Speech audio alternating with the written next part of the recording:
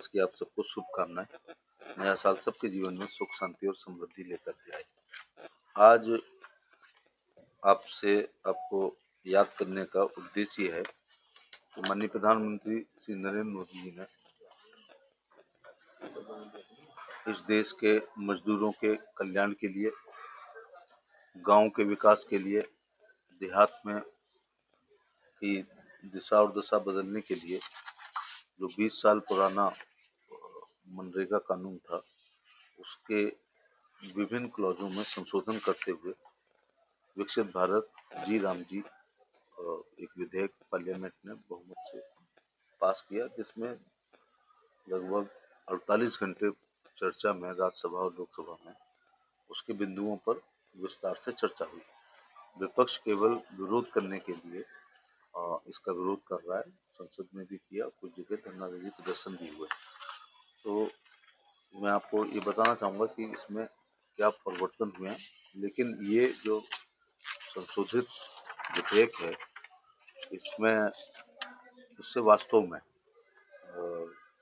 राज्यों की एक पैसा केंद्र का और मनमानी राज्य की, और राज्यों में भ्रष्टाचार और प्रधान लोग अपने मतदाताओं के ही लोगों को काम देना, उसमें पारदर्शिता ना होना,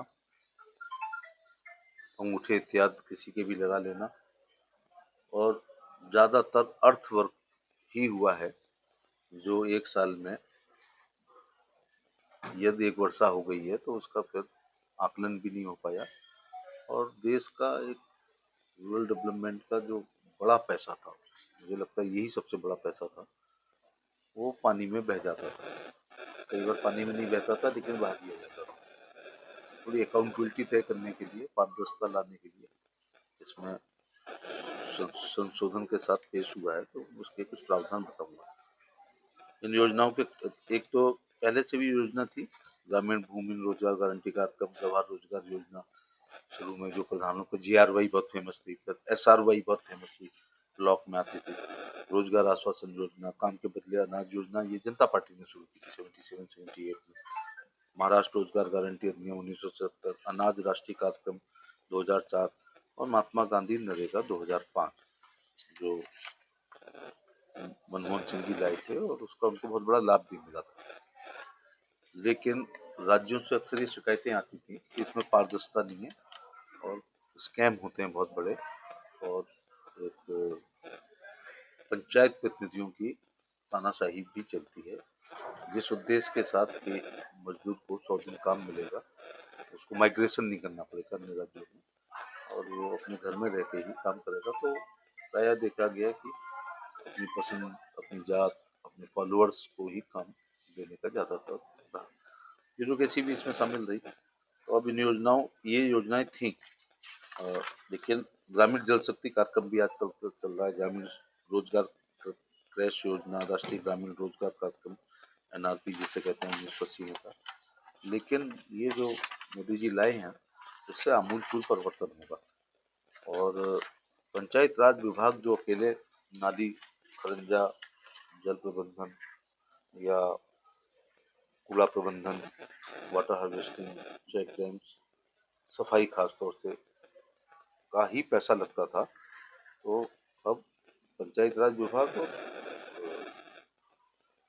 विकसित भारत जी राम जी के पैसे से ग्रामीण अंचल का बहुत बड़ा विकास होगा। तो इन योजनाओं के क्रम में मनरेगा को प्रारंभ हुए लगभग 20 वर्ष हो गए। 2005 में प्रारंभ इस स्कीम में अब समय की मांग देखते हुए बदलाव किया गया है एवं विकसित भारत जी राम जी अधिनियम नामक नए अधिनियम में लागू किया है। प्रमुख बातें हैं कि पुरानी मनरेगा में 100 दिन काम होता था, इसमें 125 दिन काम दिया जाएगा।